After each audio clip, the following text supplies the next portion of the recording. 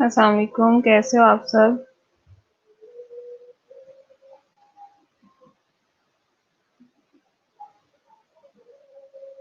5 minute wait कर लेते हैं ताकि बाकी स्टूडेंट्स भी आ जाएं।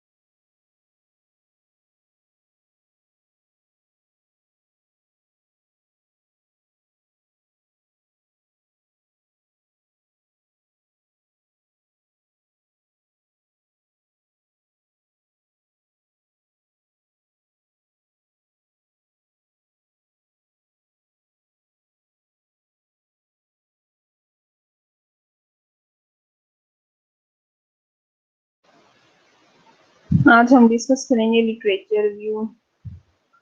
ठीक है, ये रिसर्च वर्क में चैप्टर नंबर 2 होता है लिटरेचर रिव्यू, जिसमें हम लिटरेचर रिव्यू करते हैं।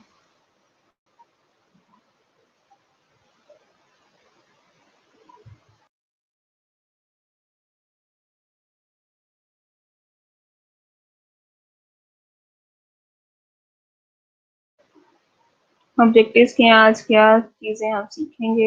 Eight the completion of this lecture learner will be able to define literature review and related terms, explain importance, purpose, and types of literature review, identify theoretical and empirical literature and their resources, locate search engines and literature databases like Cochrane, Sinahel, PubMed, etc. Explain steps of literature review. आवाज clear है सबको?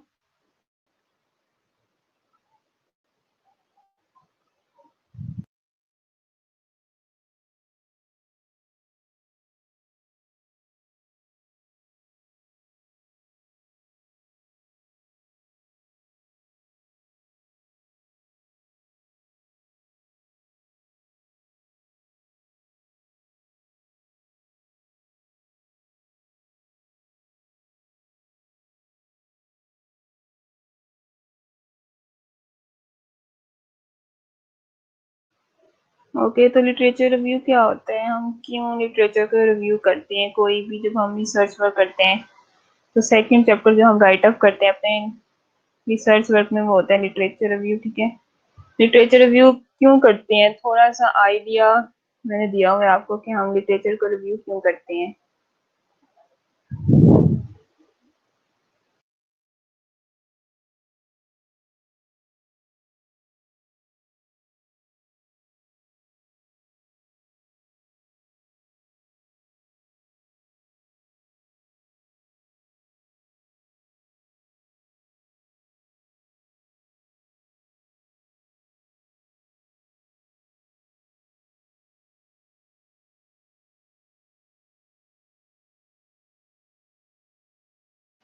जी, हम क्यों करते हैं literature review?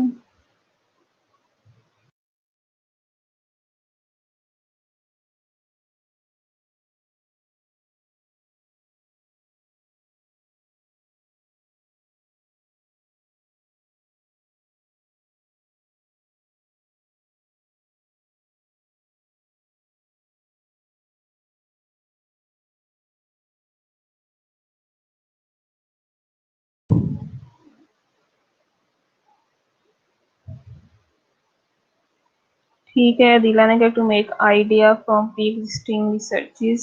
Sumaiya ने कहा what studies have been done about our selected topic. ठीक है, लिटरेचर को हम इसलिए रिव्यू करते हैं कि जो हमने टॉपिक सिलेक्ट किया जिसमें हमने रिसर्च करनी है उस पर ऑलरेडी कितना लिटरेचर अवेलेबल है। ठीक है, लिटरेचर रिव्यू करेंगे तो हमें गैप का पता चलता है कि कौन सा गैप मीन्स है जिसपे हम फर्दर उसको लेके उस पर स्टडी करते हैं।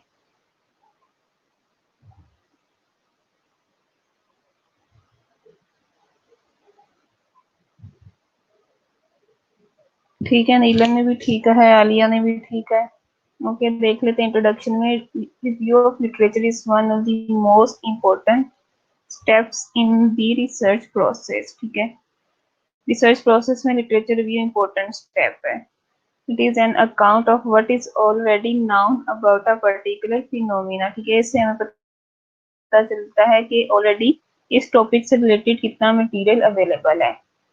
The main purpose of literature review is to convey to the readers about the work already done and the knowledge and ideas that have been already established on a particular topic of research।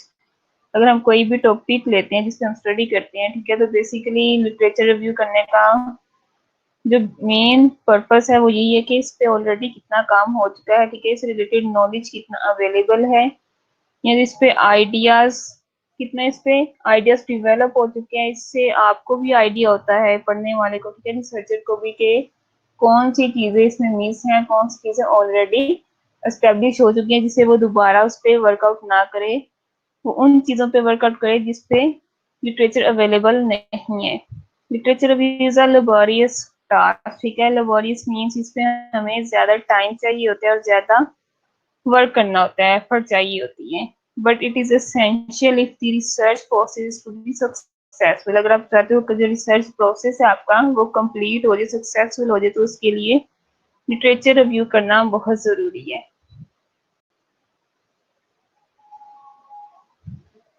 Meaning of literature review क्या है? A literature review is an evaluative report of information found in the literature related to your selected area of study. ठीक है, वही जो हम पीछे भी discuss कर चुके हैं कि इवेल्युएटिव रिपोर्ट होती है आपके पास इंफॉर्मेशन की, कि ऑलरेडी जो एरिया जिस पे आप स्टडी करना चाह रहे हैं उससे रिलेटेड लिटरेचर ऑलरेडी कितना अवेलेबल है, वो आपकी स्टडी को सपोर्ट करता है। The review should describe, summarizes, evaluate and clarify this literature। ठीक है, हम रिव्यू करते हैं ताकि हम चीज लिटरेचर से डिस्क्राइब कर सकें, या जो चीजें हमें समराइज करनी है या जो हम इवेल्युएट करना चाह रहे हैं उस लिटरेचर से हमें वो चीजें क्लियर हो जाएं। It should give a theoretical base for the research and help you, author को वो यूज से रिप्रेजेंट कर रहा है, determine the nature of your research. ठीक है, तो ये लिटरेचर हमें क्या करता है, थ्योरेटिकल बेस प्रोवाइड करता है जिससे हमें पता चल जाता है कि जो रिसर्चर है वो किस नेचर की रिसर्च करने जा रहा है।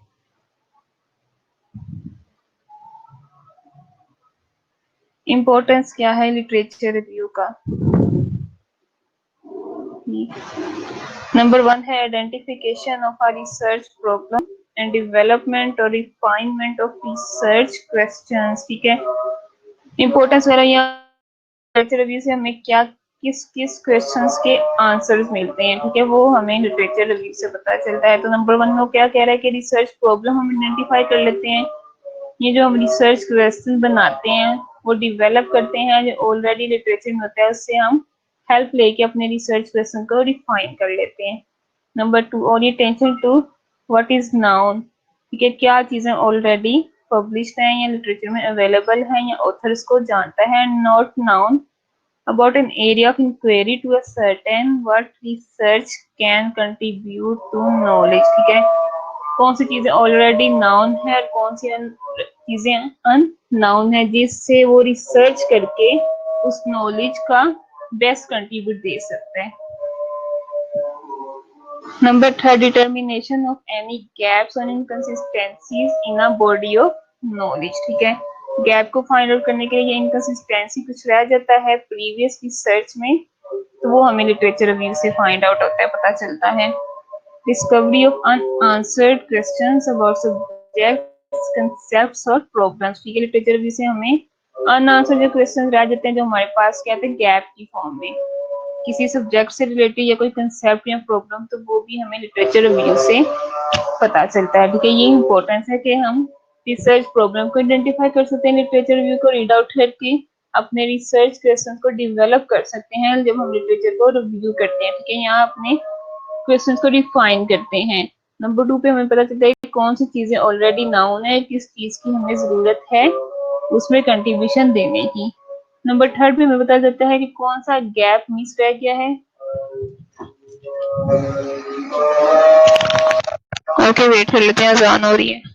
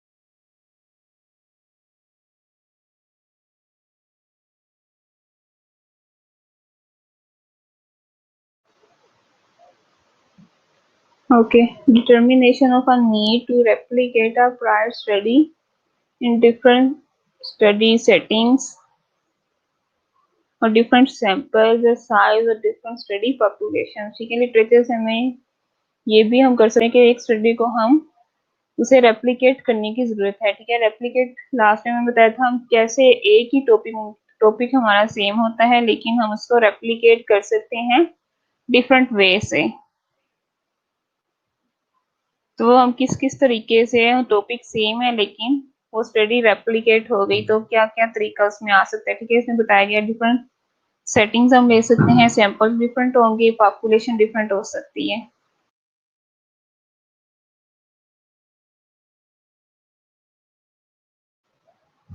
Helps in planning the methodology of the present research study. ठीक है, लिटरेचर रिव्यू करने से हमें ये भी आइडिया देता है कि हम अपनी स्टडी में मेथडोलॉजी कौन सी यूज कर सकते हैं। ठीक है, हमें आइडिया हो जाता है लिटरेचर को रिव्यू करने से कि उस जो टॉपिक आप यूज कर सिलेक्ट किया है वो इसी टॉपिक पे जो ऑलरेडी रिसर्च हो चुकी है तो उन्होंने कौन सी मेथडोलॉजी यूज की थी, तो उससे आपको हेल्प मिल जाती है अपनी मेथडोलॉजी डेवलप करने में। It also helps in development of research instruments. ठीक है, अब यहाँ पे कौन से इंस्ट्रूमेंट की बात हो रही है।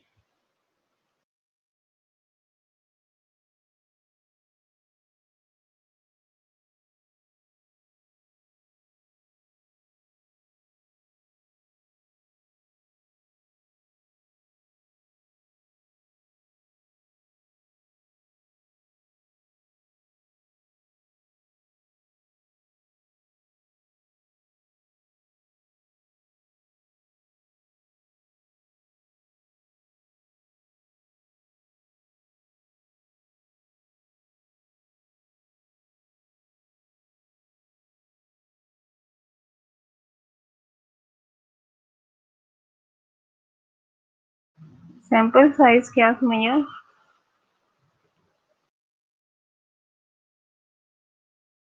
मैं बता रही सैंपल साइज।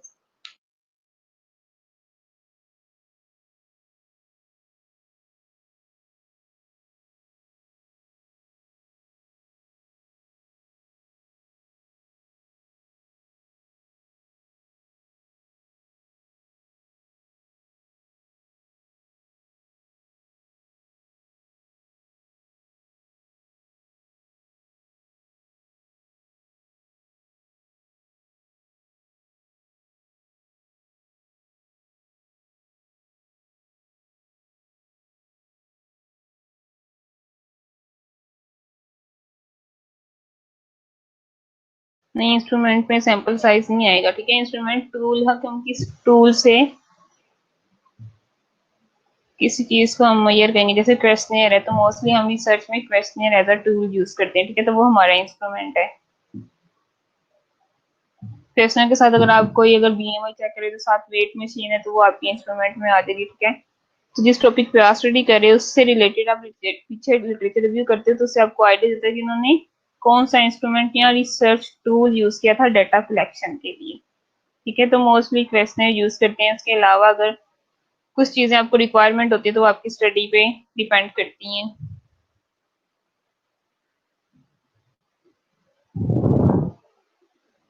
इंस्ट्रूमेंट में सिर्फ डाटा कलेक्शन टूल आएगा, ठीक है, किस तरीके से आपने डाटा कलेक्ट करना है। Identification of suitable design and data collection method for a research study, ठीक है। अब ऊपर इंस्ट्रूमेंट का बता दें तो इंस्ट्रूमेंट यूज करके उन्होंने डाटा कलेक्शन कैसे कलेक्ट किया है और इस पे कौन सा डिजाइन एप्लीकेबल है वो भी हमें लिटरेचर रिव्यू पढ़ के पता चलता है कि उसमें उन्होंने कौन सा डिजाइन यूज किया हुआ है।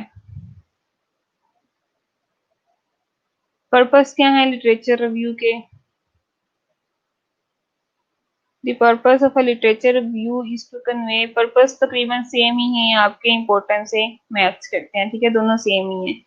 The purpose of a literature review is to convey to the reader previous knowledge, ठीक है। इस चीज की बार बार वो हर जगह पे एक्सप्लेन कर रहा है कि प्रीवियस नॉलेज को ही वो रीडर कन्वे करता है लिटरेचर जब रिव्यू करते हैं।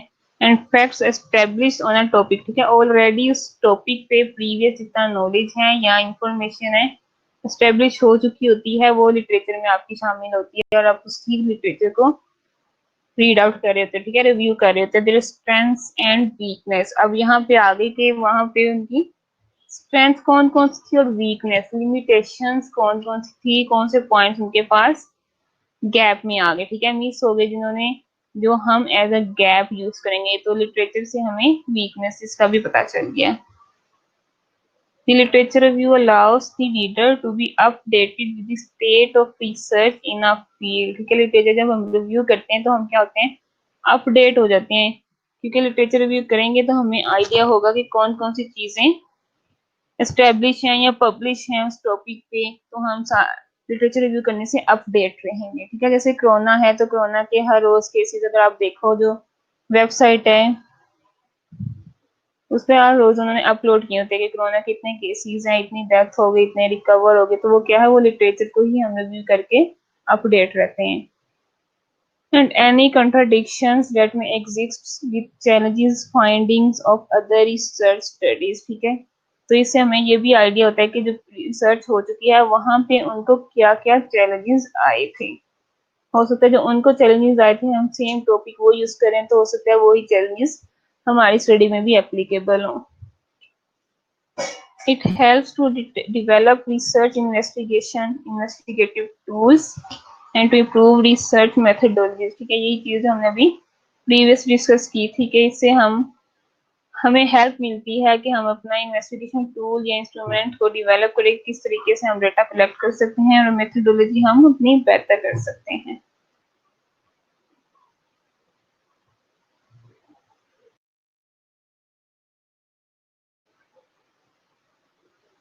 It also provides the knowledge about the problems faced by the previous researchers while studying same topic, ठीक है।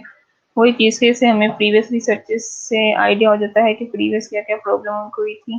अगर हम एज सीटी वो सेम टॉपिक स्टडी करने जाए तो मे बी सेम जो प्रॉब्लम्स प्रीवियस रिसर्चर्स ने फेस की थी मे बी हमारी स्टडी में भी वैसे ही एप्लीकेबल हो, तो हम पहले से ही उनको कंट्रोल कर लें।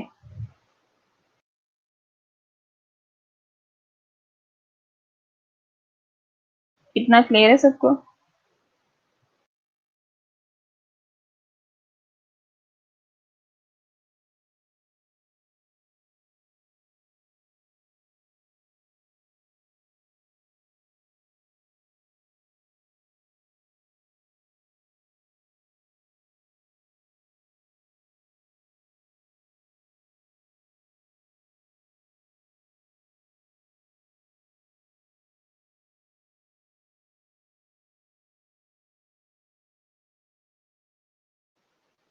ठीक है, आप लोग 10 मिनट्स की ब्रेक ले लो नमाज के लिए।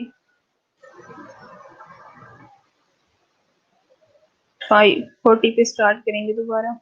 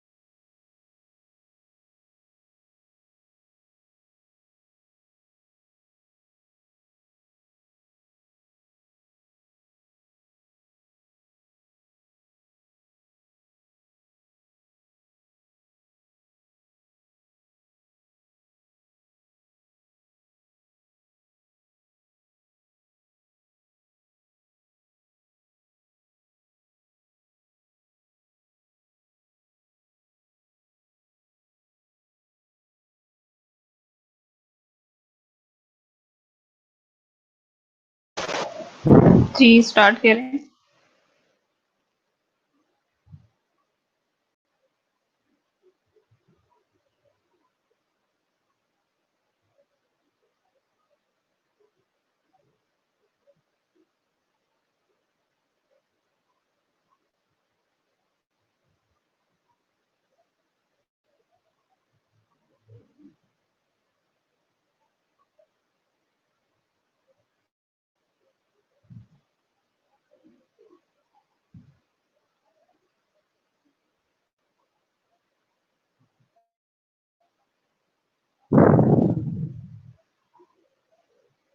ओके, नेक्स्ट है सोर्सेज ऑफ लिटरेचर रिव्यू।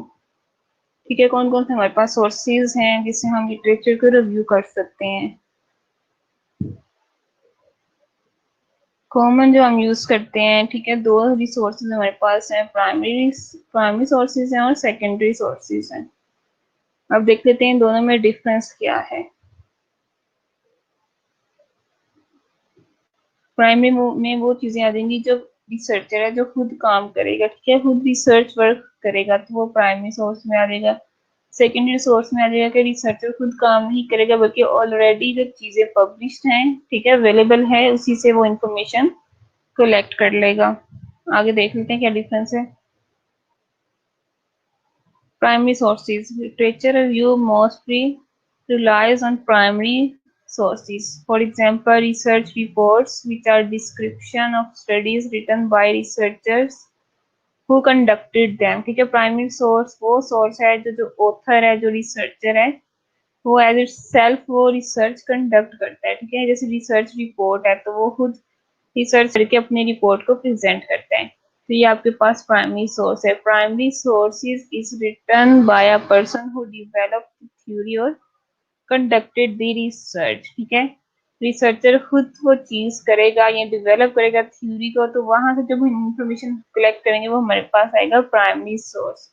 और is a description of an investigation written by the person who conducted it। ठीक है, और वो बंदा जो खुद इसको कंडक्ट करेगा वो राइट अप करेगा उसको इंफॉर्मेशन को, तो वो जहां से हम इंफॉर्मेशन कलेक्ट करेंगे वो हमारे पास आएगा primary source. Most primary sources are found in published literature. For example a nursing research article. अब ये नर्सिंग रिसर्च आर्टिकल में फॉर एग्जांपल हम कोई भी टॉपिक लेते हैं, स्ट्रेस मैनेजमेंट पे ले रहे हैं, तो स्ट्रेस मैनेजमेंट पे जिस बंदे ने एक्चुअली में खुद काम किया है, अगर हम वहां से इंफॉर्मेशन उठा रहे हैं तो हम प्राइमरी सोर्स यूज कर रहे हैं। ठीक है, A credible literature review reflects the use of mainly primary source। तो प्राइमरी सोर्स से इंफॉर्मेशन लेना ज्यादा बेस्ट है as compare to secondary source. अब एग्जाम्पल देख लेते हैं। ये example of a primary source, ठीक है, ये इन्होंने स्टडी की है an original qualitative on patient experiences in the ICU. ICU में पेशेंट्स के एक्सपीरियंसेस पे क्वालिटेटिव स्टडी की है, किस बंदे ने की है, उपसे जेई। ठीक है, इसने ये स्टडी खुद किया है एज ए सेल्फ। ठीक है, feeling safe the psychosocial needs of the ICU patients, ये इस टॉपिक में, ये रिसर्च में इसका ये टॉपिक है। ठीक है, नर्सिंग स्कॉलरशिप के जर्नल में ये इसका रिसर्च वर्क पब्लिश है। तो ये इस बंदे ने जो काम किया है ये इसने प्राइमरी सोर्स यूज किया। ठीक है, अगर हम इस आर्टिकल से कोई इन्फॉर्मेशन लेते हैं तो हम प्राइमरी सोर्स से वो इंफॉर्मेशन कलेक्ट कर लें कि ये आर्टिकल जो पब्लिश हुआ है इस पे जो एक्चुअली में काम किया है वो इस बंदे ने खुद किया है। ठीक है, खुद उसने सारा जाके उसने डाटा कलेक्ट किया है, राइट अप किया है, मेथोडोलॉजी बनाई है, सारा काम उसने खुद किया है। तो अगर हम वहां से कोई चीज उठाते हैं तो हम जो चीज ले रहे हैं वो हम प्राइमरी सोर्स से इंफॉर्मेशन ले रहे हैं। तो नंबर 1 पे आ गई प्राइमरी सोर्स। ठीक है, ये एक मैंने अपना आर्टिकल इसमें डाला हुआ है कि प्राइमरी सोर्स के एग्जांपल के लिए कि ये जो काम है ये मैंने खुद किया है। ठीक है, तो अगर आप यहाँ से कोई इन्फॉर्मेशन लेते हो तो आप प्राइमरी सोर्स को यूज करोगे। यहाँ की मेथोडोलॉजी अगर आप देखो तो ये मेथोडोलॉजी मैंने खुद बनाई हुई है। ठीक है, ये मेरी रिसर्च वर्क की मेथोडोलॉजी है। तो अगर आप यहाँ से इन्फॉर्मेशन लेते हो तो ये प्राइमरी सोर्स है, ये एक्चुअली मैंने काम खुद किया हुआ है।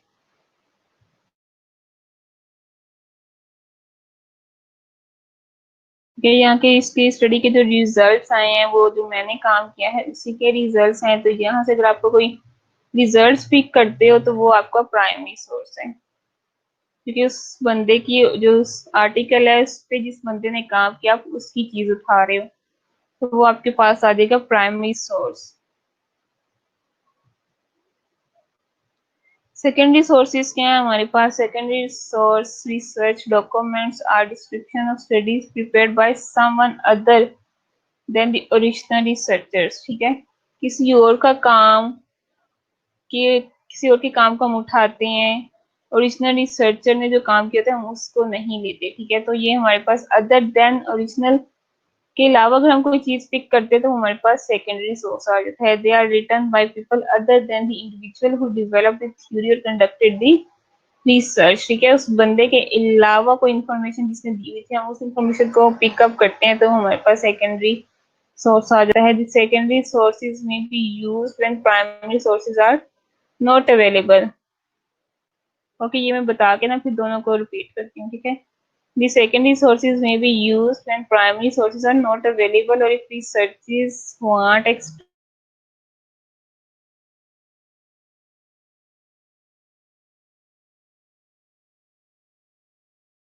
कब मूव करते जो हमारे पास प्राइमरी सोर्सेज अवेलेबल नहीं होते।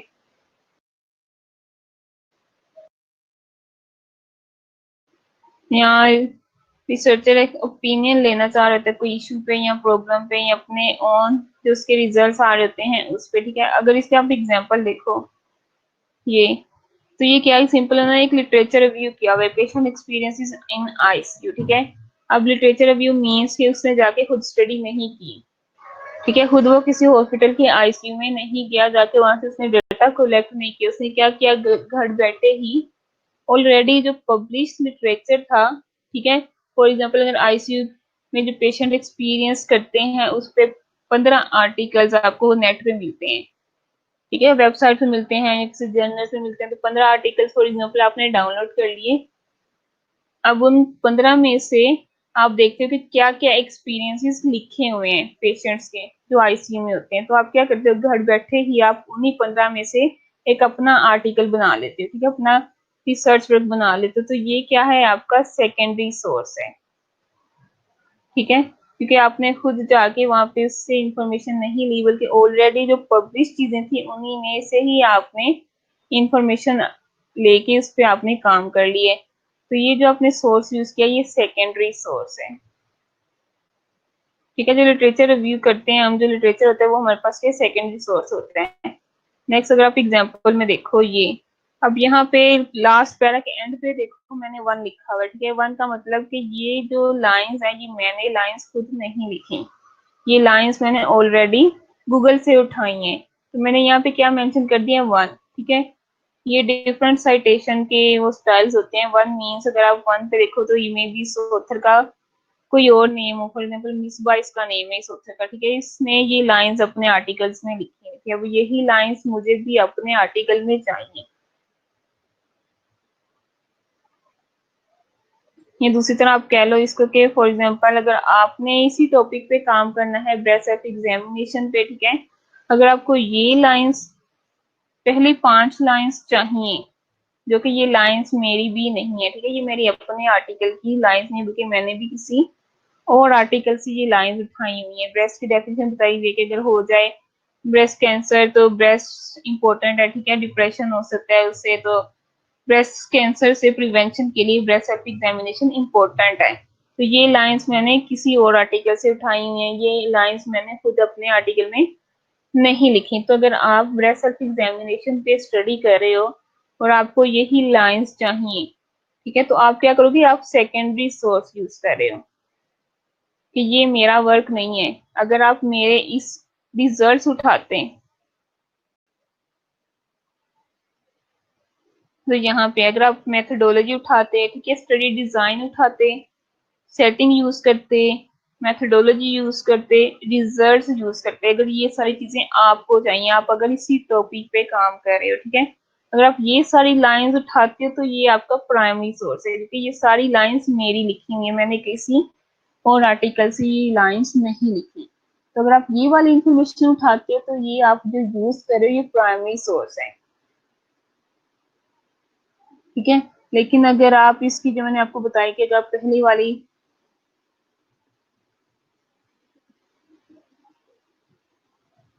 अगर आप ये वाली लाइंस उठाते हो, आप खोलते मेरा आर्टिकल हो, लेकिन मेरे आर्टिकल्स में से किसी और बंदे के नेम का आप ये रेफरेंस एंटर करते हो, तो आप क्या कर रहे हो, आप सेकेंडरी यूज कर रहे हो, सेकेंडरी सोर्स, ठीक है।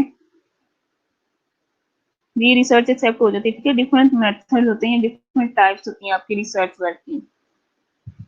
ये जो सेकेंडरी रिसोर्सेज हम यूज करते हैं, बेसिकली लिटरेचर रिव्यू करते हैं, ठीक है। लिटरेचर रिव्यू की डिफरेंट टाइप्स होती हैं। तो आप लोग काम करते हो ओरिजिनल रिसर्च वर्क होता है, ठीक है। बाकी अगर हम घर बैठे ही लिटरेचर रिव्यू करके उनमें से कुछ पॉइंट्स लिख लेते हैं, तो वो हमारे पास सेकेंडरी सोर्स आ जाता है। तो डिफरेंट टाइप्स होती हैं आपकी स्टडीज की।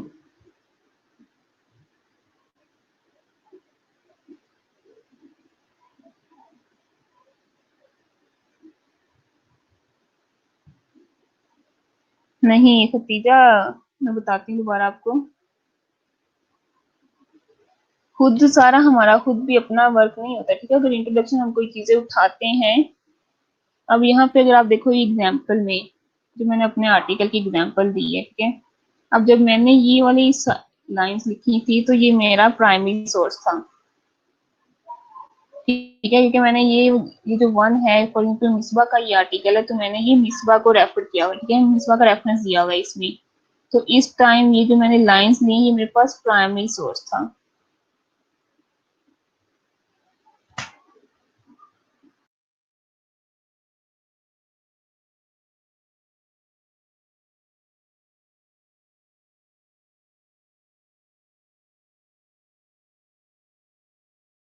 ठीक है, उस टाइम भी मेरे पास प्राइमरी सोर्स था।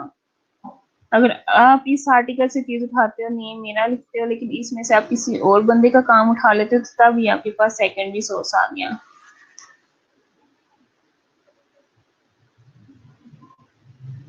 मोस्टली कोशिश ये होती है कि हम प्राइमरी सोर्स का यूज करें, ठीक है। जिस बंदे का हमने आर्टिकल खोला है, उसी बंदे का ही हम काम उठाएं। यानी हमने आर्टिकल, जैसे फॉर एग्जाम्पल आपने गुलशन का आर्टिकल खोला है, लेकिन आप गुलशन के आर्टिकल में से किसी मिसबा की लाइंस के आर्टिकल्स की लाइंस उठा लेते हो, ठीक है। तो ये आपके पास सेकेंडरी सोर्स हो गया। मोस्टली हम कोशिश करते हैं कि हम प्राइमरी सोर्स ही यूज करें।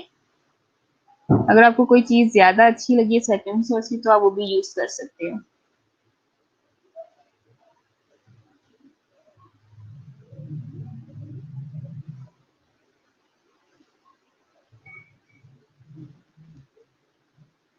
अगर हम खुद से कोई चीज लिखते हैं, ठीक है, तो वो हमारे लिए प्राइमरी सोर्स नहीं है, बल्कि जो बंदा उसको रीड आउट करेगा या जो उसको पिक करेगा, उसके लिए वो प्राइमरी सोर्स है, ठीक है। हमारे लिए वो प्राइमरी सोर्स नहीं। अगर हम कोई भी खुद से लाइन लिखते हैं, तो वो तो हमारा अपना काम है, ना वो प्राइमरी सोर्स में आएगा, ना वो सेकेंडरी सोर्स में आएगा, ठीक है। वो हमारा अपना वर्कआउट है। अगर उस चीज को कोई दूसरा बंदा पढ़ता है, तो उसके लिए प्राइमरी सोर्स और सेकेंडरी सोर्स होते हैं।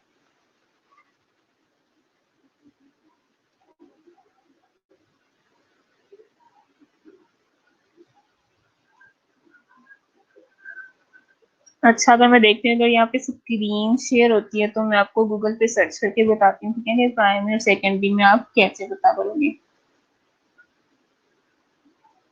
जी, इसमें अगर आप मेरे ही आर्टिकल से, जैसे मैंने आपको बताया था कि रिजल्ट्स मेरे अपने हैं, ठीक है, मेथोडोलॉजी मेरी अपनी है।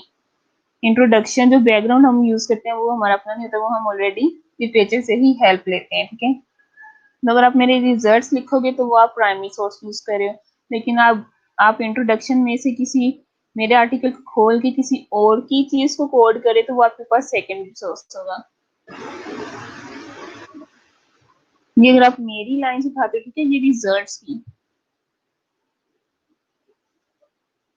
ये ठीक है स्टडी। अब यहाँ पे जो एक्सट्रैक्ट में बैकग्राउंड लिखा हुआ है, ठीक है, ये मेरा नहीं है, ठीक है। ये मैंने भी ऑलरेडी जो पब्लिश मटेरियल था, मैंने वहां से इंफॉर्मेशन ली है,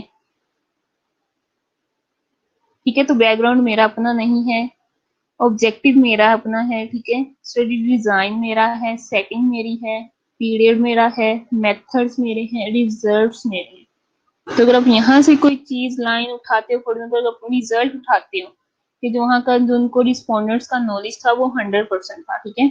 अगर आप ये अपने आर्टिकल में लिखना चाह रहे हो, उसमें वर्क रिसर्च वर्क में, तो ये जो आपने लाइन उठाई है, ये आपका प्राइमरी सोर्स है, ठीक है। आप कोड करोगे मेरे नेम को, तो ये प्राइमरी सोर्स है, ठीक है। अगर आप खोला आपने मेरा ही आर्टिकल है, लेकिन आपको जो मेरी चीजें हैं उसके अलावा आपने बैकग्राउंड में से कोई चीज उठाई तो वो मेरी अपनी नहीं है, ठीक है, मैंने भी किसी आर्टिकल्स में से यूज की हुई है।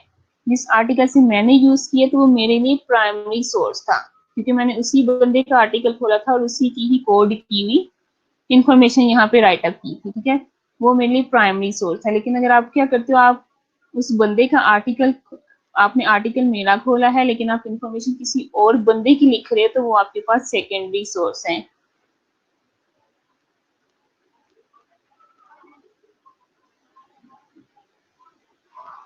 आगे अगर आप मेरा डेटा लेते हो, ठीक है, तो वो आपके लिए प्राइमरी है, क्योंकि आपने उसी बंदे की इंफॉर्मेशन कोड की है जिसका वो आर्टिकल है। रिजल्ट्स मेरे अपने हैं, ठीक है, ये आपको किसी और आर्टिकल में नहीं मिलेंगे, किसी और बंदे ने इसको नहीं बताए होंगे, ठीक है। तो रिजल्ट्स अगर आप लिखते हो तो ये मेरे अपने रिजल्ट्स हैं, तो आप मेरा नेम मेंशन करोगे, रेफर, ठीक है, उसमें रेफरेंस दोगे कि आपने गुलशन ग्रीन के आर्टिकल से ये लाइंस उठाई हैं, तो ये आपके पास प्राइमरी सोर्स है कि जिस बंदे का आपने आर्टिकल खोला है उसी बंदे की ही लिखी हुई चीजें आपने उठाई हैं।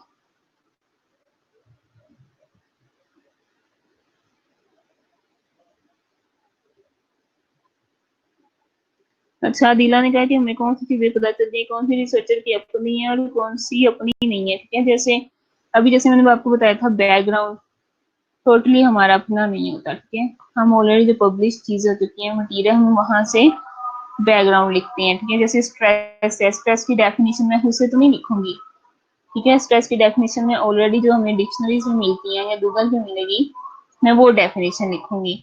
उसके सिम्टम्स क्या है, उसकी कॉजेज क्या है, उसकी ट्रीटमेंट क्या है, ये सारी चीजें मैं लिटरेचर से ही उठाऊंगी, तो बैकग्राउंड मेरा खुद का नहीं होगा, ठीक है।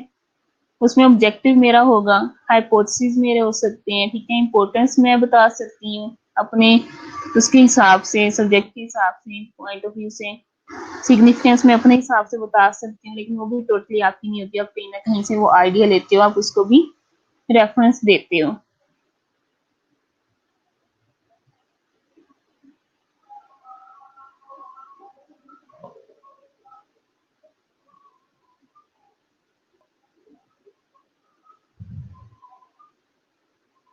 ठीक है, सेकंड चैप्टर नंबर 1 में कुछ चीजें हमारी होती है, मोस्टली टोटली ही हमें लिटरेचर से मिलती है, ठीक है, तो बैकग्राउंड भी हमारा अपना नहीं है। लिटरेचर भी चैप्टर नंबर 2, वो भी हमारा अपना नहीं है। चैप्टर नंबर 3 मेथोडोलॉजी, वो टोटली हमारी अपनी है, ठीक है।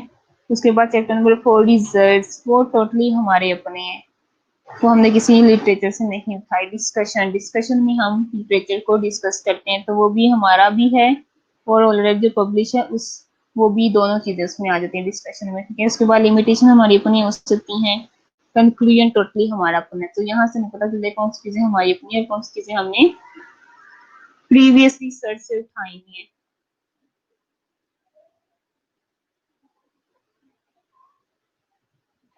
ठीक है, अब खुद से कैसे डेफिनेशन लिख सकते हो, कहीं ना कहीं से आप वो चीज लोगी तो आप डेफिनेशन लिखोगे ना, जो स्ट्रेस की प्रॉपर डेफिनेशन है।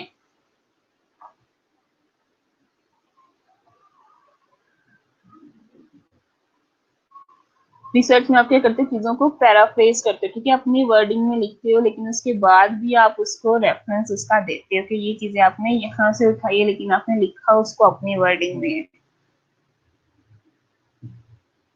जी नोरीन, मेरे आर्टिकल से आप चीजें मेरी लिखी हुई उठाओगे तो आप रेफरेंस भी मेरा ही दोगे, ठीक है। अगर किसी और बंदे की उठाई है तो आपने आर्टिकल मेरा खोला, लेकिन आप रेफरेंस किसी और का दोगे, तो आपके पास सेकेंडरी सोर्स आ जाएगा। प्राइमरी और सेकेंडरी सोर्सेज दोनों ही रेफरेंसेस के साथ होंगे, ठीक है। रिसर्च वर्क में आप रेफरेंसेस यूज करते हो, रेफरेंसेस के बगैर कोई भी आप वर्कआउट नहीं करते। अगर रेफरेंस नहीं देते तो इसका मतलब आपने वो चीजें चोरी की हुई है, ठीक है, कॉपी पेस्ट की हुई है। तो चाहे आपके पास सेकेंडरी सोर्स है, चाहे आपके पास प्राइमरी सोर्स है, आप रेफरेंसेस कोड करते हो।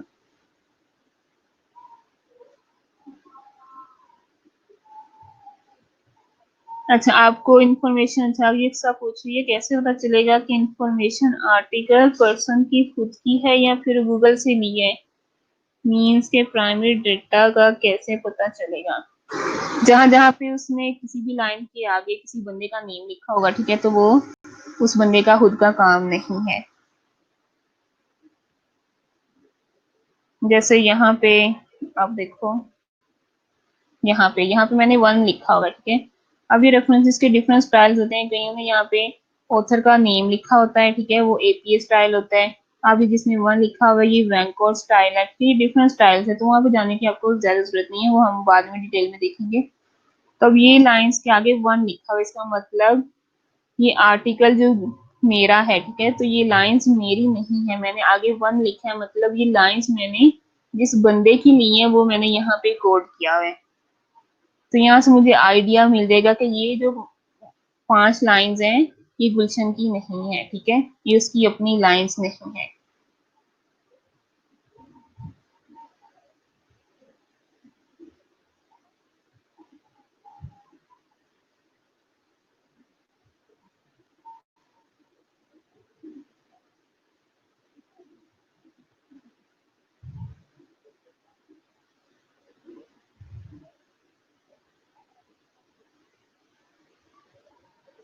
ये एक आर्टिकल 2 3, ठीक है, 5 6 भी लिख सकते हैं, डिपेंड करता है, ठीक है। इसमें कोई रिस्ट्रिक्शन नहीं है, मतलब जितने आपके ऑथर्स ऐड होते जाएंगे ज्यादा से ज्यादा आपकी वर्क की जो वर्थ है वो कम होती जाएगी, ठीक है। तो इसमें कोई बाउंड्री नहीं है, जितने मर्जी रिसर्चर्स एक आर्टिकल पे काम कर सकते हैं। अच्छा, मैं देखते हैं तो यहाँ से स्क्रीन शेयर होती तो मैं गूगल पे सर्च करके आपको बताती हूँ।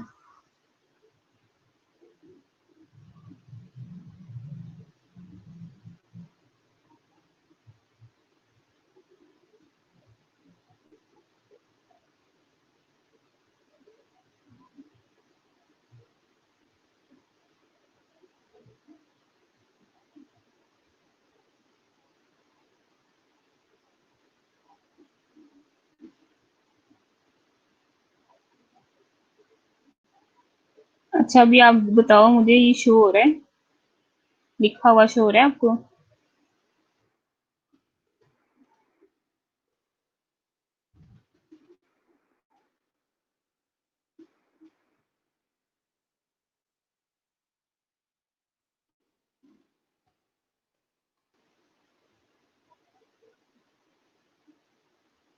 ओके, ठीक है, फॉर एग्जाम्पल अगर हम यही उठा लेते हैं,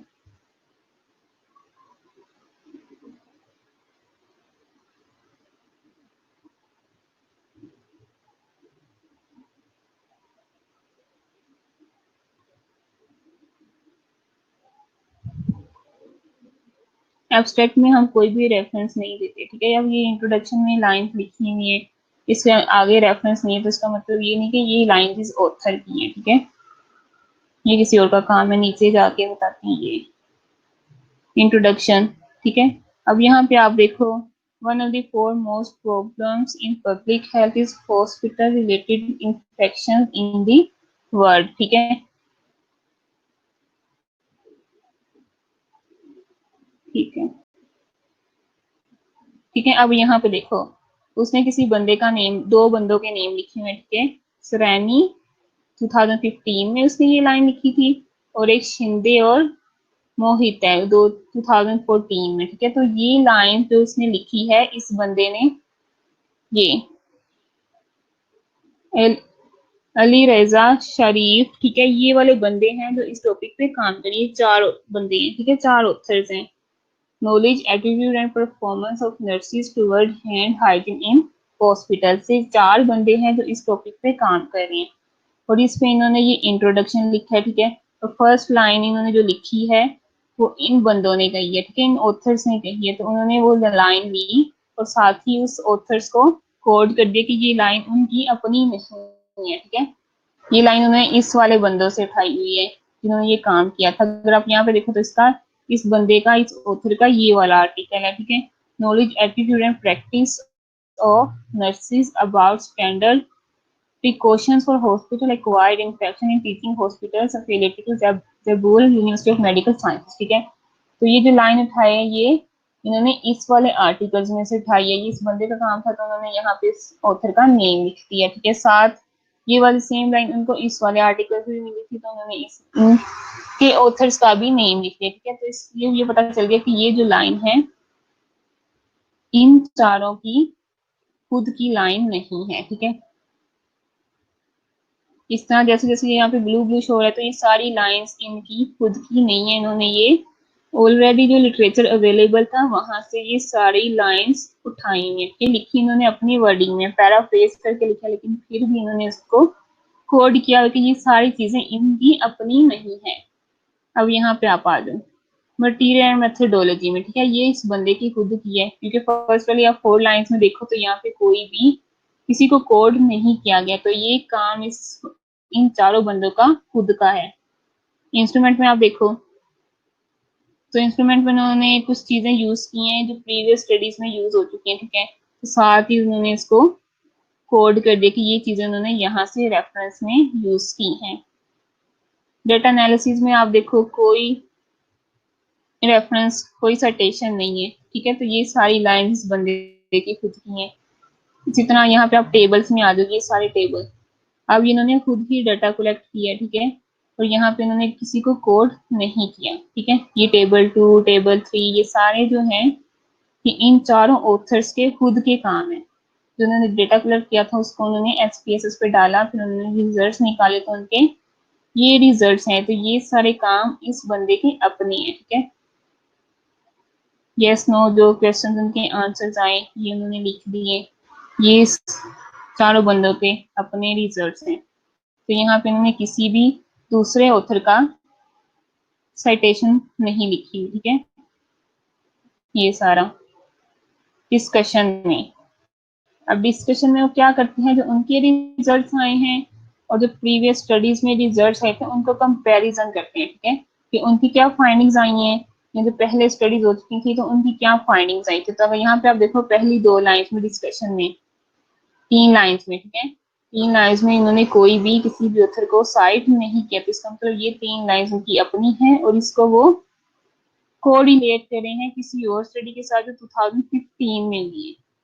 तो डिस्कशन में ऑथर की खुद का भी काम है और लिटरेचर से भी वो डिस्कस कर रहा है, ठीक है, ये सारी चीजें। अब कंक्लूजन में आप देखो, कंक्लूजन में कोई भी किसी भी ऑथर को साइट नहीं किया गया, तो मतलब ये कंक्लूजन टोटली ये जो 4 बंदे थे ये इनका अपना है, ठीक है। अगर आप ये सारी लाइन उठाते हो, ये सारी लाइंस, ठीक है, तो आप क्या करोगे, आप इस बंदे को फॉर एग्जाम्पल ये मैंने कॉपी किया,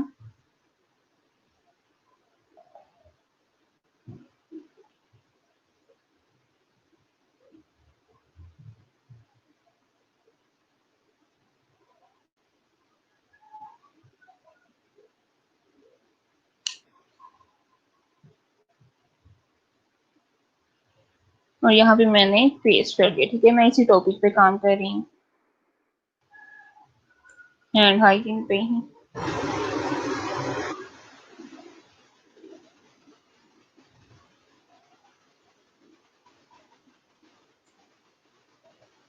हैंड हाइजीन पे भी मेरा काम है, ठीक है। और मुझे ये चीजें अपनी स्टडी में चाहिए। अब यहाँ पे मैं क्या करती हूँ, अब ये जो मैंने सोर्स यूज किया ये मैंने प्राइमरी सोर्स यूज किया, ठीक है, क्योंकि ये लाइंस मैंने इसी बंदे की उठाई हैं, ये इन चारों बंदों की।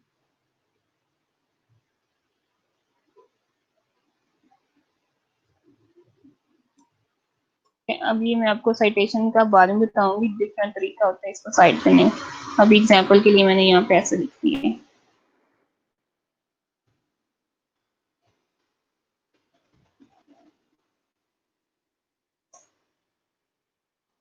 ठीक है। अब यहाँ पे ये जो मैंने सोर्स यूज किया ये मैंने प्राइमरी सोर्स यूज किया कि मैंने उसी बंदे का काम उठा के यहाँ पे लिख दिया और उसी के नेम यहाँ पे लिख दिए। फॉर एग्जाम्पल ये हो गया प्राइमरी सोर्स। अब सेकेंडरी सोर्स कैसे हो सकता है, आर्टिकल मैंने इसी बंदे का उठाया है लेकिन मुझे इसकी ये फर्स्ट वाली लाइन चाहिए,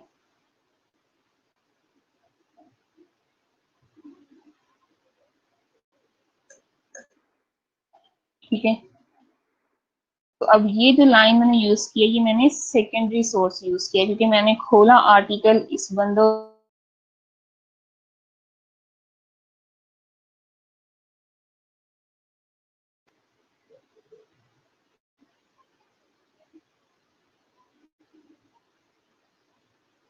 मैंने काम किसी और का उठा लिया, आर्टिकल मैंने किसी और का खोला है, उसमें से मैंने किसी और के को काम को उठा लिए, तो यहाँ पे मैंने इसको लिख दिए। ठीक है, तो ये मेरे पास आ गया सेकेंडरी सोर्स। ठीक है, आर्टिकल मैंने इस बंदे का उठाया है, अली रजा का। ठीक है, लेकिन मैंने लाइन किसी और की लिख दी है, तो प्राइमरी सोर्स खोल के मैंने इसमें से सेकेंडरी सोर्स को यूज कर लिए।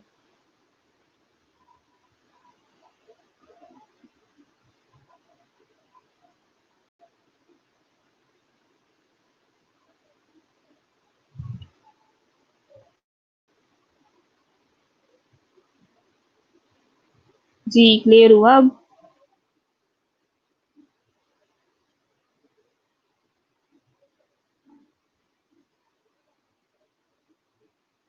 जी आप लोग भी रिसर्च करोगे सेकेंड ईयर में। ठीक है, अब ये पीपीटी कहाँ चली गई?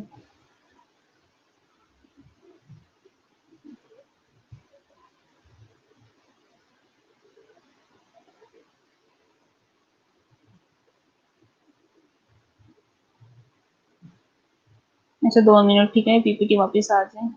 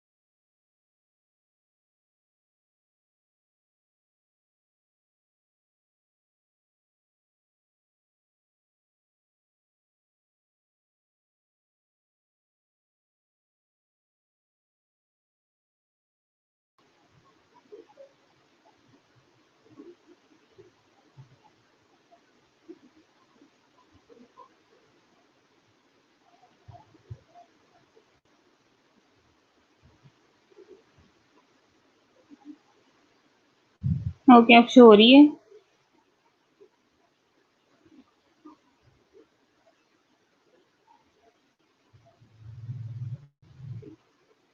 शो हो रही है पीपीटी?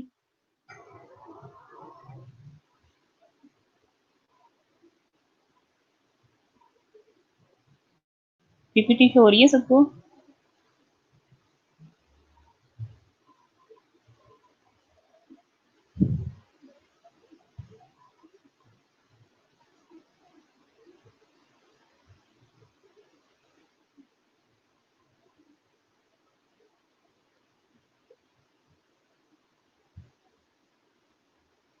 पीपीटी मुझे तो शो हो रही है।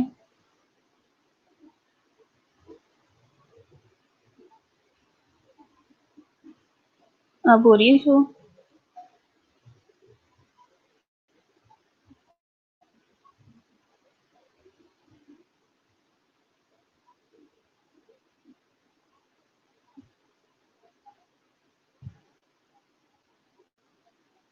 सिलेबस अभी मैंने डिसाइड नहीं किया। ठीक है, आप लोगों को मैं बता दूंगी, जितना पढ़ा तकरीबन सारा सभी होगा।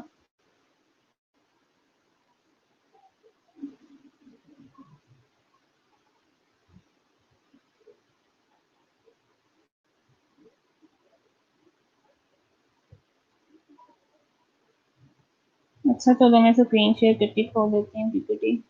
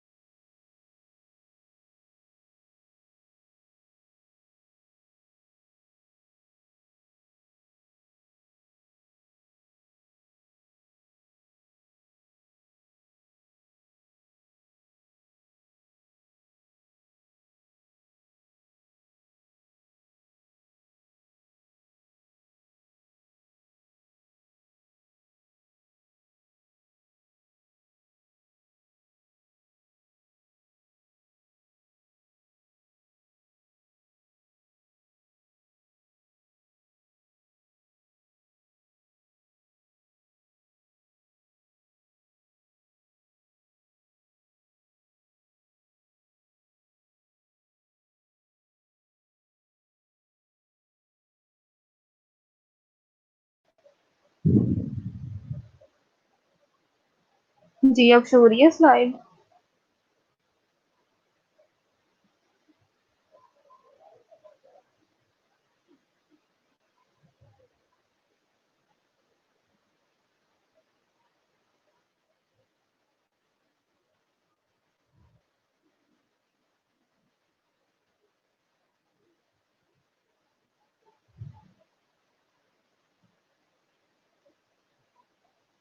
ओके, चलो मैं स्क्रीन शेयर कर देती हूँ, ठीक है।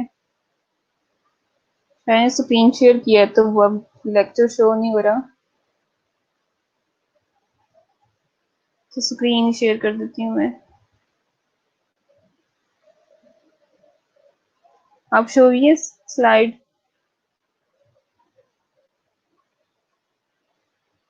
स्क्रीन शेयर शो हो रहा है आप लोगों को?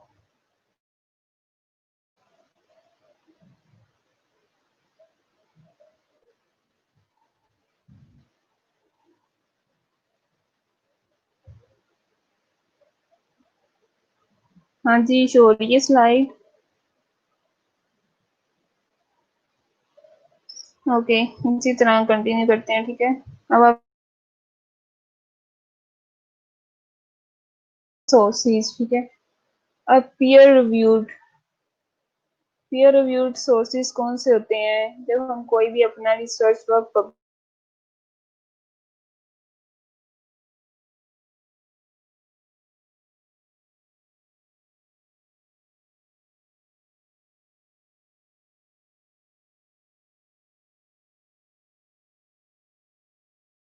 टॉपिक से रिलेटेड स्पेशलिस्ट होते हैं, वो उनको क्या करते हैं, जो हमारा रिसर्च वर्क है वो उनको फॉरवर्ड करते हैं, ठीक है। अगर कोई मिस्टेक्स हो या कुछ ऐड करना हो या कुछ उसमें चेंजेस करने हो तो वो उनको, वो एक्सपर्ट्स होते हैं, ठीक है। वो हमें फीडबैक देते हैं कि ये चीज चेंजेस आपने अपने रिसर्च वर्क में करनी है, तो वो हमारे पास क्या होता है, पीयर रिव्यूड आर्टिकल्स होते हैं, ठीक है, जिनको 2 या 3 बंदे जो एक्सपर्ट होते हैं उस फील्ड के, उसको वो रिव्यू करते हैं, ठीक है। फिर वो जर्नल वालों को, जो जर्नल में एडिटर होता है, उसको वापस वो देते हैं कि जिस भी ऑथर ने ये काम आपको सेंड किया है आप उसको दोबारा से सेंड करें और कहें कि ये चेंजेस करने की जरूरत है या ये मिस्टेक्स हैं वो उनको करेक्ट करें, ठीक है।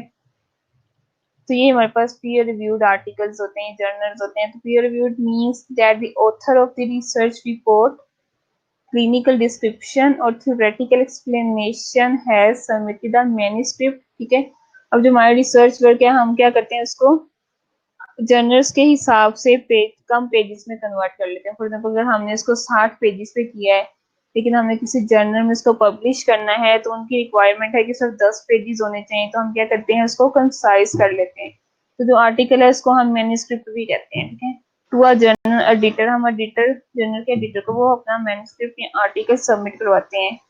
who identified scholars familiar with the topic to review the manuscript, ठीक है। वो एडिटर क्या करता है, उस टॉपिक से रिलेटेड जो एक्सपर्ट होते हैं उसको फाइंड आउट करके जो हमारा रिसर्च वर्क है उनको सेंड करते हैं, ठीक है। These scholars provide input to the auditor, ठीक है। वो जो स्कॉलर्स हैं जो उस टॉपिक पे जिनकी एक्सपर्टीज है वो क्या करते हैं, उसको रिव्यू करते हैं, ठीक है। जो चेंजेस करनी है, जो मिस्टेक्स वो करते हैं, वो निकाल के वो क्या करता है, दोबारा एडिटर को रिटर्न बैक कर देता है। एडिटर क्या करता है, इस मैन्युस्क्रिप्ट को, ठीक है, वापिस उस ऑथर को सेंड बैक करता है कि ये चेंजेस आपने करनी है और दोबारा करके आप उसको दोबारा सबमिट करवाओ। तो ये जो सारा प्रोसेस है ये क्या है, पीयर रिव्यूड प्रोसेस है।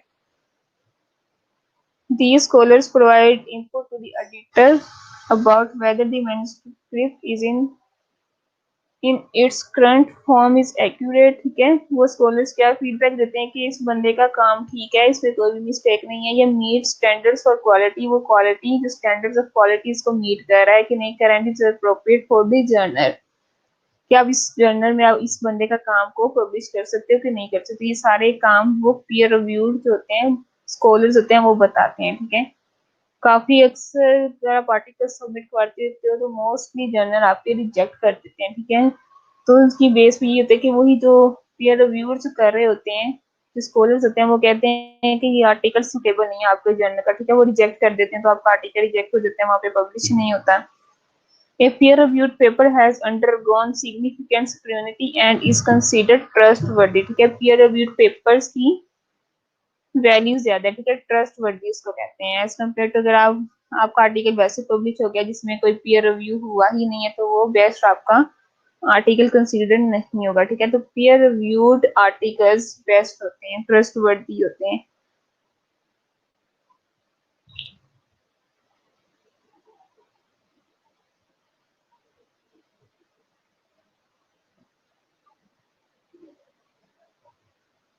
अच्छा, ऐसे करने से विजिबल है स्लाइड?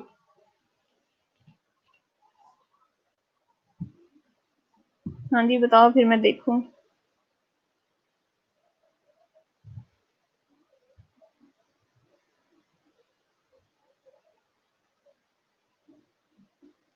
जी, ऐसे बेहतर है स्लाइड्स करने से। अब नजर आ रहा है?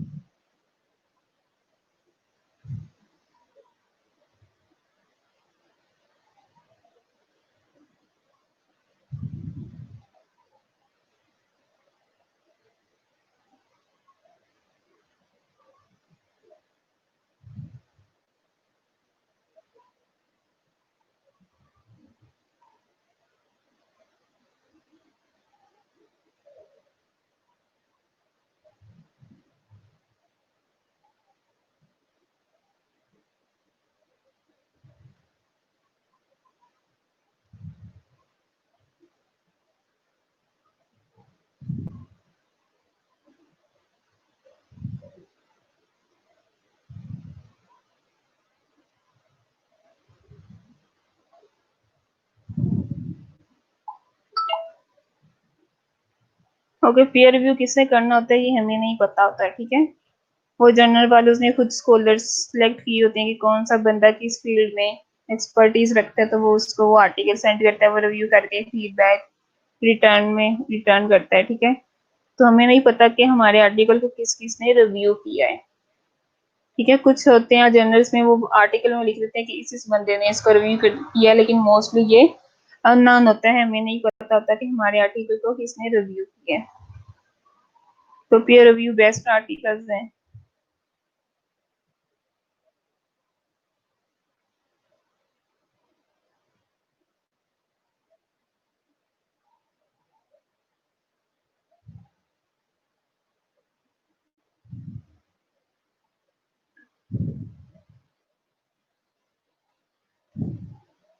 ओके, डिफरेंट सोर्सेज हैं जहाँ से हम लिटरेचर को सर्च कर सकते हैं, ठीक है।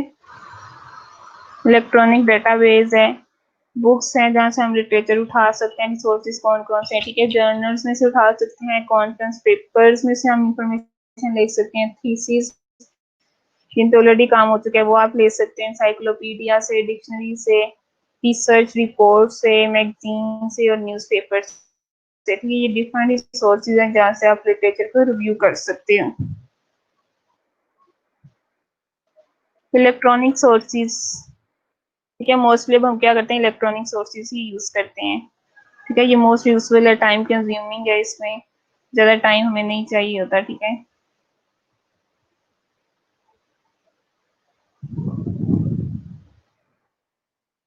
ये डिटेल में याद करने की जरूरत नहीं, बस ये सिंपल बताइए कि ये कुछ वेबसाइट्स हैं, ठीक है, जहाँ से हम लिटरेचर को सर्च कर सकते हैं। जैसे याहू है, ये एक सर्च इंजन है, ठीक है, इंजन है। गूगल है, ये एक सर्च इंजन है। MSN search, Lycos, web crawler, AltaVista, Excite etcetera, ठीक है। ये डिफरेंट वेबसाइट्स बता दी हैं जहाँ से आपको आर्टिकल्स मिल सकते हैं, ठीक है। सनाहिल,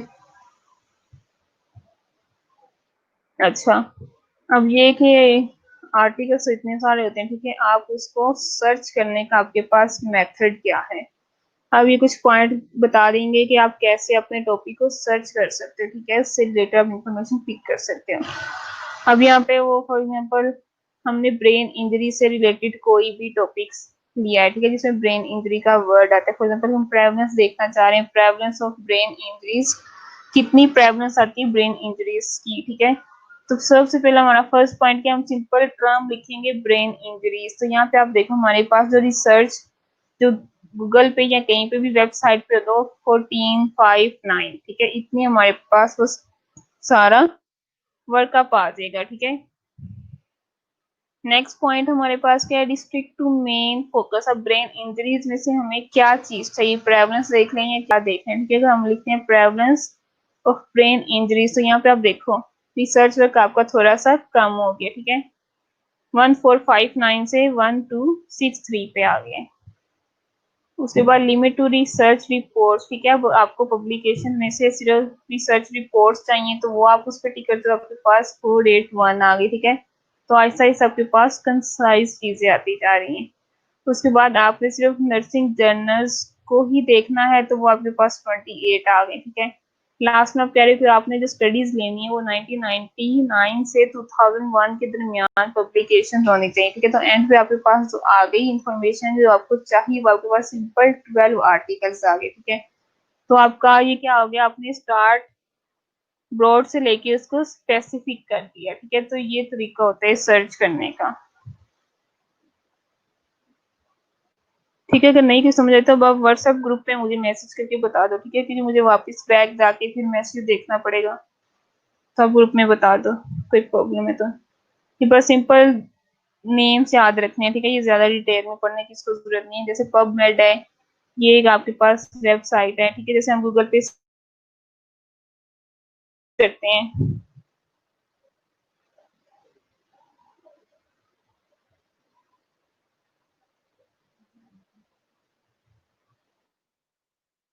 पबमेड। ठीक है, तो ये हमारे पास आ गई वेबसाइट पबमेड, ये हमने खोली।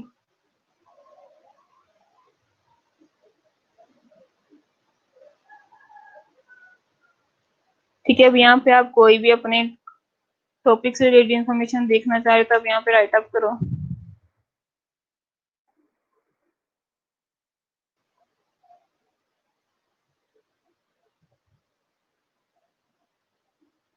अब ये मैंने सिंपल नॉलेज एटीट्यूड प्रैक्टिस लिखा है, तो जहां जहां पे भी ये वर्ड यूज हुए हैं उन्होंने इससे रिलेटेड जितनी भी इस पे इंफॉर्मेशन आएगी वो सारी आपको बता देगा। ठीक है, अब अगर मैं इसको कंसाइज करती कि मुझे प्रैक्टिस किसके रिलेटेड चाहिए,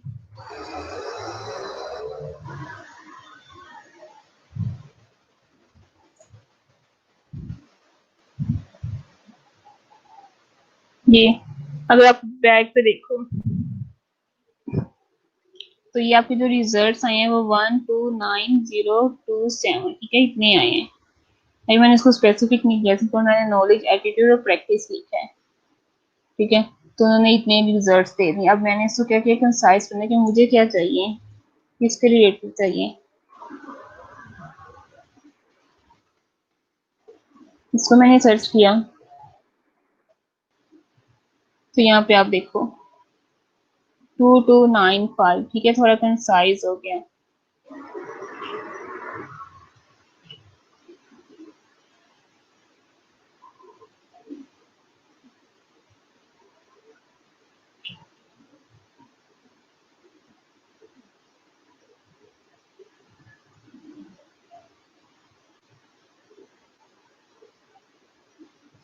सॉरी, ये 774 हो गया। ठीक है, स्पेलिंग मिस्टेक थी। तो यहाँ पे आप देखो तो आपको हैंड हाइजीन से रिलेटेड ये सारे आर्टिकल्स मिल जाएंगे। क्या नंबर 1 पे उन्होंने क्रॉस सेक्शन सर्वे किया हुआ है इंडिया में, बेंगलोर में है, नीचे वाला इंडिया में है। तो ये आपको सारे ही पूरे वर्ल्ड का मिलेगा। ठीक है, 774 ये सारे। ठीक है, यहाँ से शो मोर करोगे तो आपको फर्दर मिल जाएंगे। अब इसको हम और कंसाइज कर सकते हैं कि मुझे सिर्फ पाकिस्तान में देखना है।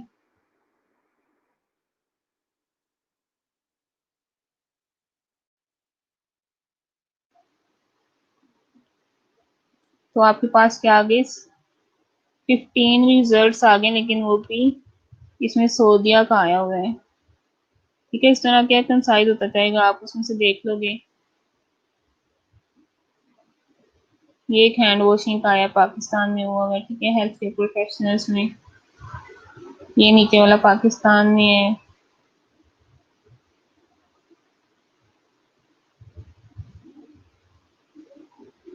ठीक है, तो इस तरह आप जब लिमिट करते जाओगे तो आपके जो रिजल्ट्स हैं वो आपके कंसाइज होते जाएंगे।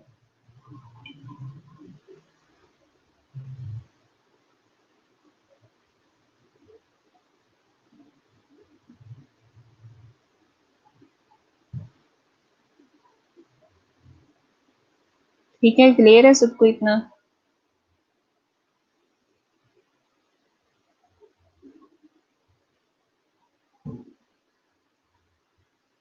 ठीक है, कईयों को अगर आप इसको खोलोगे तो ये पूरा आर्टिकल है, ठीक है। कुछ रिसर्च रिपोर्ट्स होते हैं जो सिंपल कंसाइज समरी उन्होंने बताई होती है। तो ये डिफरेंस हमारे पास वेबसाइट्स आ गई।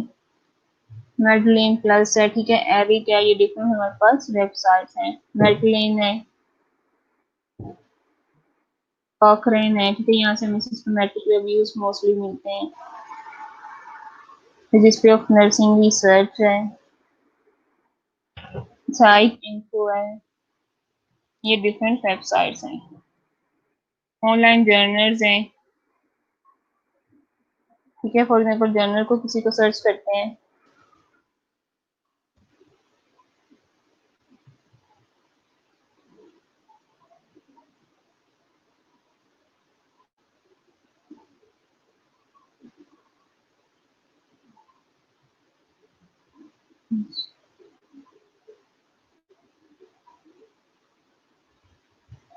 ठीक है। फॉर एग्जाम्पल पाकिस्तानी जर्नल है, ये प्रोफेशनल मेडिकल जर्नल।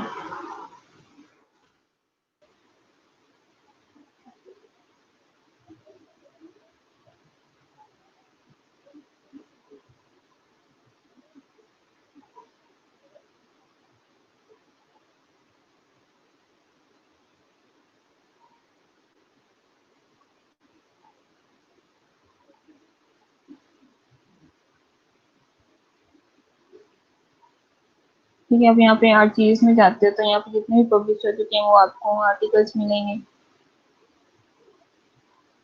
तो आप जर्नल्स में से भी लिटरेचर रिव्यू कर सकते हैं।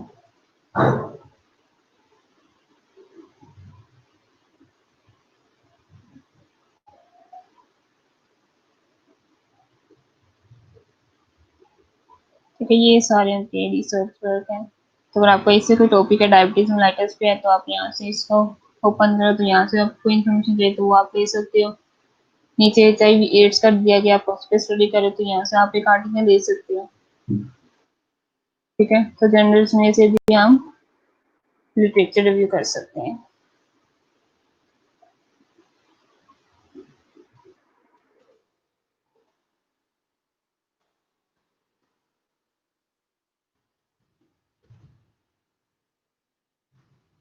ठीक है, सेकेंड हमारे पास होता है प्रिंटेड सोर्सेज, जिसमें यही जर्नल्स आ जाते हैं सारे। ठीक है, डिफरेंट जर्नल्स के नेम बताएंगे।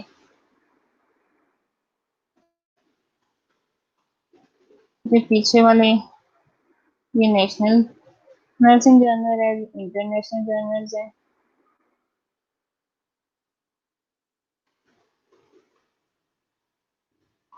ठीक है, magazine, newspapers, conference papers, dictionaries, books, ये सारे आपके पास सोर्सेज हैं।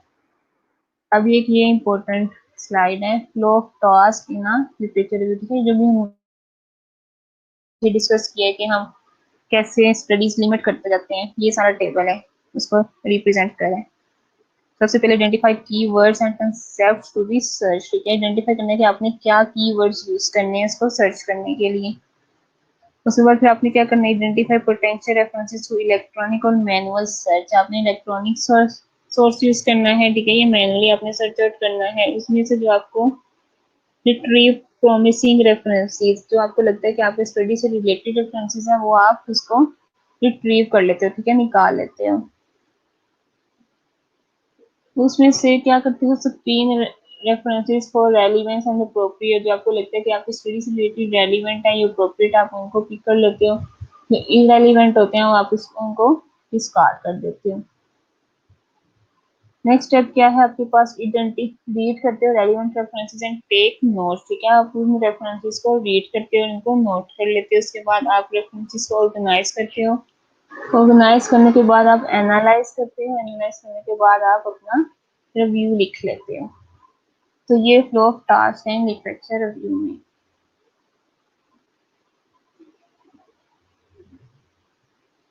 ठीक है, ये क्लियर है फ्लो ऑफ टास्क। कीवर्ड्स हम पहले बताएंगे, ठीक है, फिर उसमें से हम पोटेंशियल रेफरेंसेस आइडेंटिफाई कर लेंगे, उसमें से हम प्रॉमिसिंग रेफरेंसेस क्रिएट कर लेंगे। उसके बाद हम क्या करेंगे, स्क्रीन करेंगे अपनी रेफरेंसेस को कि कौन से रेलिवेंट है, कौन से अप्रोप्रिएट है। उसके बाद हम उनको रीड आउट करेंगे, रीड आउट करने के बाद ऑर्गेनाइज करेंगे, उसके बाद उसको एनालाइज करेंगे और लास्ट में अपना अपना राइट अप कर लेंगे। ठीक है, रिव्यू को राइट कर लेंगे।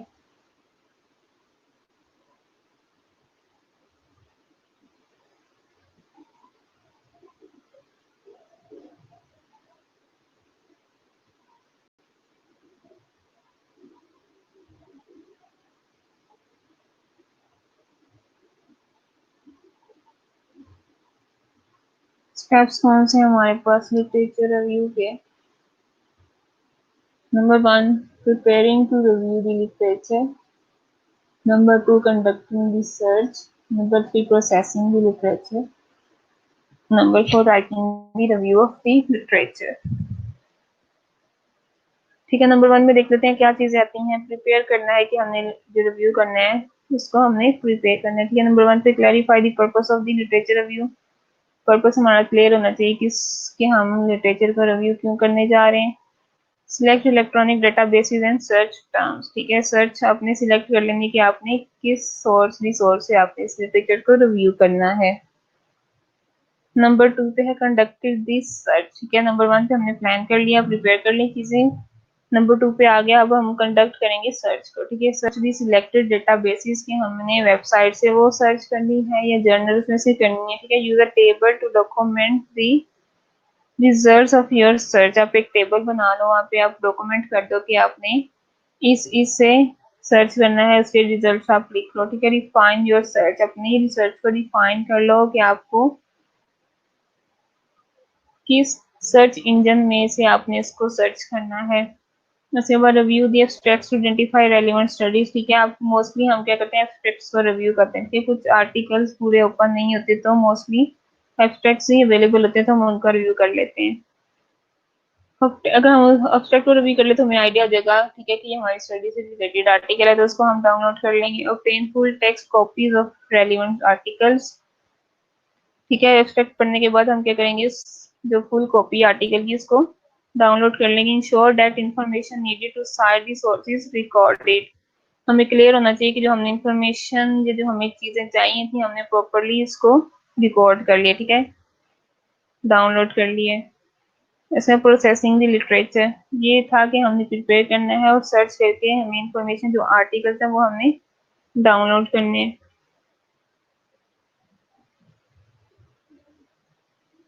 नंबर 3 पे प्रोसेसिंग द लिटरेचर। अब यहाँ पे हमने जो आर्टिकल्स डाउनलोड कर लिए थे उनको रीड आउट करना है। Apprise, analyse and synthesise the literature. ठीक है, जो हमने इंफॉर्मेशन डाउनलोड की है उसका एनालाइज करना है। ठीक है, इस लिटरेचर को हमने सिंथेसाइज करना है।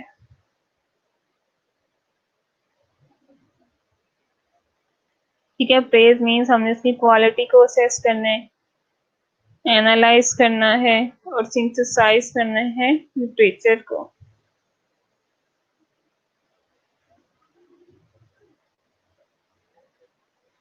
लास्ट मेरे पास स्टेप आ गया, writing the review of literature. ठीक है, जब हमने सारी चीजें कर ली, सर्च कर लिया, सर्च करने के बाद हमने इंफॉर्मेशन डाउनलोड कर ली, इसको हमने रीड आउट कर लिया, तो लास्ट में हमारे पास क्या, हम उस लिटरेचर को राइट अप कर लेंगे। ठीक है, develop an outline to organise information for the review. Write each section of the review, create the references list, check the review and the references list। ठीक है, अब यहाँ पे आप जो कुछ भी लिखोगे आप साथ उसका रेफरेंस भी दोगे, तो लास्ट में आप क्या करोगे, रिव्यू एक दफा रीड आउट कर लोगे, आप देख लोगे कि जो आपने रेफरेंसेस जितने उसमें इंक्लूड होने चाहिए थे उतनी ही लिस्ट अवेलेबल है कि नहीं। ठीक है, जो इन्फॉर्मेशन जहां से भी लोगे आप उसके रेफरेंसेस कोड करोगे।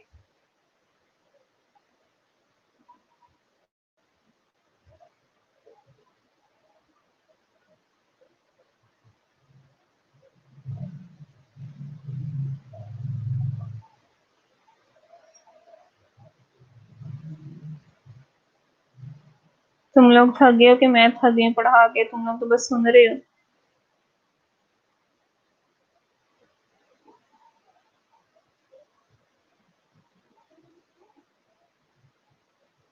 ये आलिया ने क्या मैसेज किया है?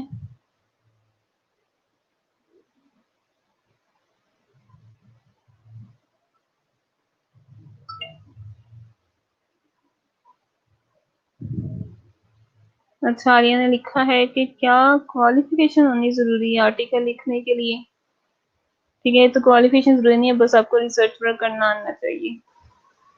ठीक है, कैसे आप मेथोडोलॉजी बनाओगे, कैसे रिजल्ट्स कलेक्ट करोगे, कैसे उसको एनालाइज करोगे, ये चीजें आप आगे तो आप किसी भी स्टेज पे रिसर्च कर सकते हैं।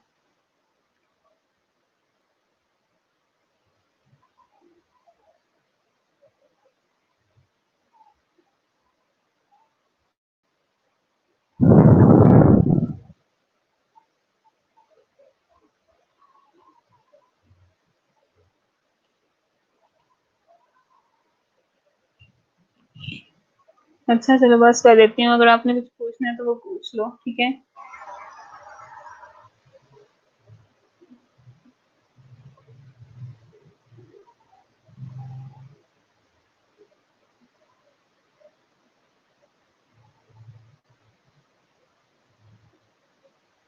ठीक है, अभी लास्ट 15 मिनट्स हैं, कोई क्वेश्चन है तो वो पूछ लो, या कोई ऐसा टॉपिक जो आप चाहती हो तो मिड टर्म से पहले रिवाइज हो जाए तो वो आप बता दो।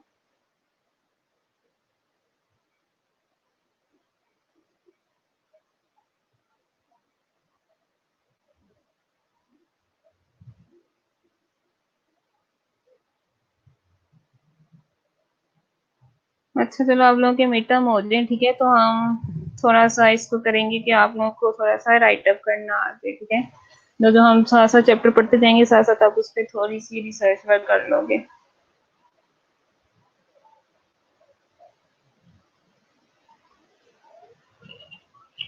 अच्छा, टॉपिक से भी थोड़ी चीजें तो हमने पढ़ी हैं।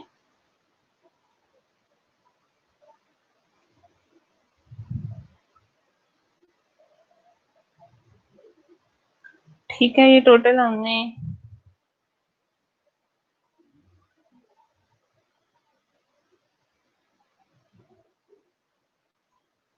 ये 9, और आज हम 10वां चैप्टर पढ़े हैं। ठीक है, 10th हमारा लेक्चर है, तो ये 9 ही तो पढ़े हैं, इसमें से भी क्या कम करना।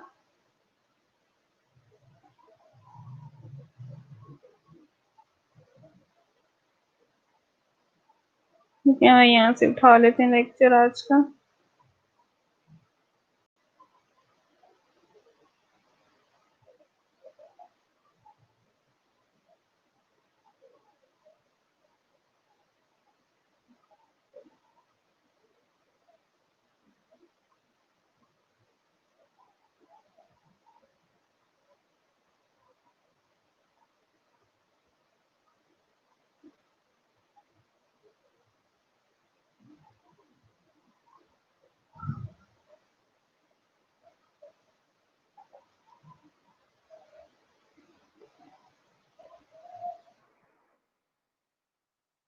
ठीक है, 10 लेक्चर्स हुए हैं,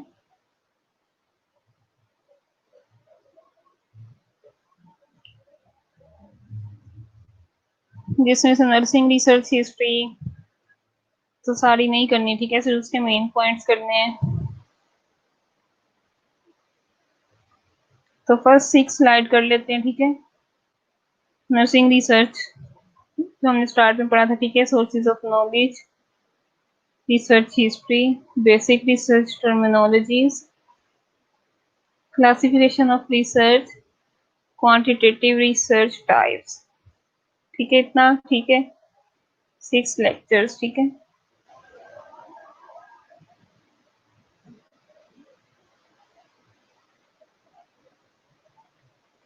6 लेक्चर काफी हैं, अभी थोड़ी प्रिपेयर करने, साथ साथ तो तैयारी होती गई है।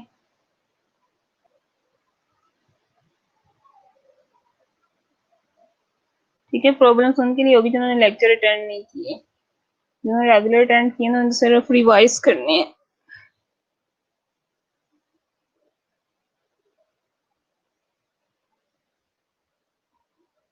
ठीक है, अब ये जो 6 लेक्चर्स हैं ये क्लियर है आपको? इसमें से कोई किसी की रिवीजन की जरूरत तो नहीं है? अगर है तो आप बता दो। ठीक है, ताकि एग्जाम से पहले हम एक लेक्चर में इनको रिवाइज कर लें।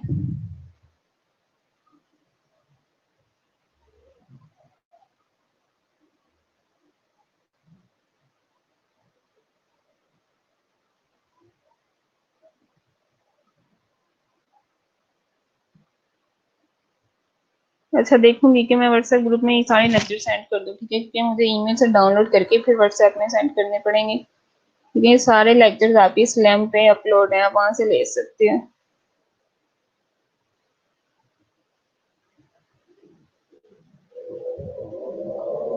अच्छा, आप लोगों के एग्जाम कब से स्टार्ट है?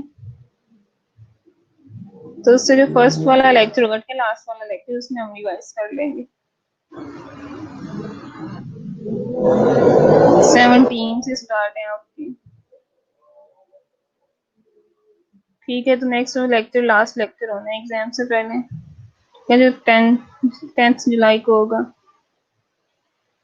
ठीक है, नेक्स्ट लेक्चर में हम रिवाइज कर लेंगे, ठीक है। सिर्फ रिसर्च डिजाइन रिवाइज करने हैं।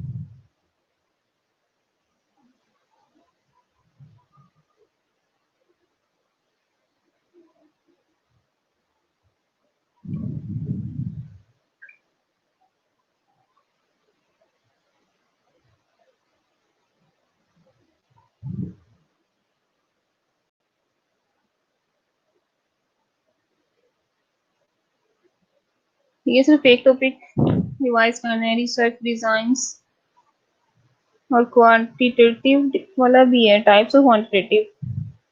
चलो ये दोनों हम डिस्कस कर लेंगे, ठीक है, रिवाइज कर लेंगे। और कोई प्रॉब्लम?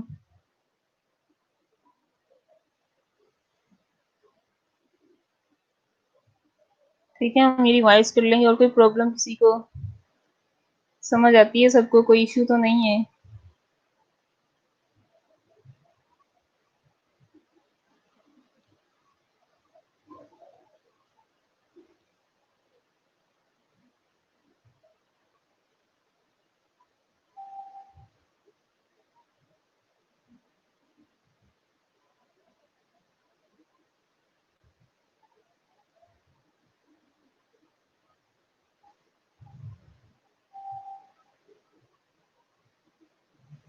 ये अभी मैंने डिसाइड नहीं किया कि एमसीक्यूज होंगे या एमसीक्यूज होंगे, ठीक है, मे भी दोनों एमसीक्यूज भी हो सकते हैं, एमसीक्यूज भी होंगे, या मे भी एमसीक्यूज ही हो, ठीक है।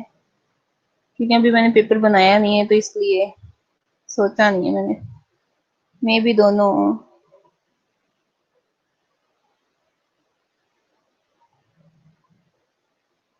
ठीक है, कोई और प्रॉब्लम तो नहीं है अभी तक?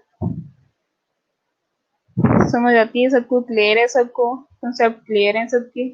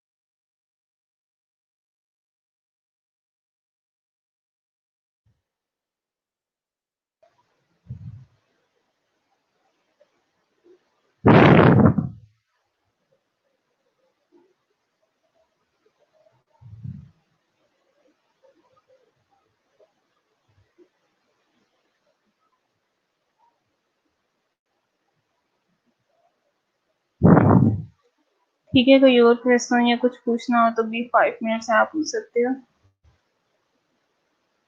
ठीक है, कंसेप्ट आपके क्लियर होने चाहिए। रिटर्नाइजेशन यहाँ पे रिसर्च में नहीं चलेगी। ठीक है, जिसको कंसेप्ट क्लियर होगा वो पेपर इजीली अटेम्प्ट कर लेगा।